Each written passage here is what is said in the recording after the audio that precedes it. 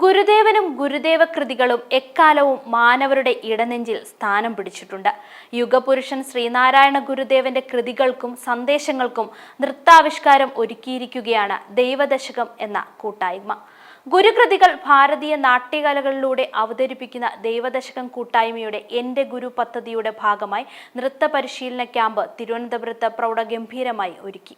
മറ്റ് ജ്ഞാനഗുരുക്കന്മാരെ പോലെ കഠിന തപസ്സിന്റെയും തീക്ഷ്ണമായ പഠന മനനങ്ങളുടെയും ഫലമായി ആർജിക്കാൻ കഴിഞ്ഞ ആത്മജ്ഞാനം സ്വന്തം മോക്ഷമാർഗത്തിനുള്ള ഉപാധിയായി മാത്രം കണക്കാക്കാതെ തനിക്ക് ചുറ്റും ശോചനീയമായ നിലയിൽ കഴിഞ്ഞിരുന്ന പതിത ലക്ഷങ്ങളുടെ വിമോചനത്തിനായി ഉപയോഗപ്പെടുത്തിയിടത്താണ് ഗുരുദേവൻ എക്കാലവും വേറിട്ട് നിൽക്കുന്നത്.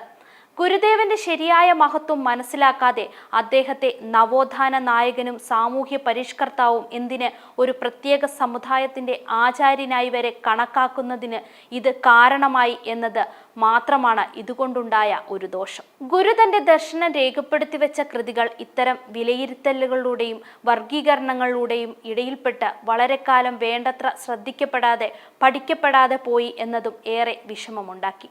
കഴിഞ്ഞ 4 നൂറ്റാണ്ടുകളായി ഗുരുവിനെ കൃതികളിലൂടെ മനസ്സിലാക്കുന്ന കാര്യത്തിൽ വലിയ തോതിൽ മാറ്റങ്ങൾ ഉണ്ടായിട്ടുണ്ടെന്ന് തന്നെ പറയാം.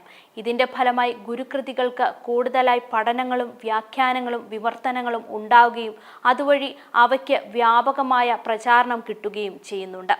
അത്തരമൊരു ആശയം തന്നെയാണ് ദൈവദശകം കൂട്ടായ്മയും മുന്നോട്ട് വെച്ചിരിക്കുന്നത്.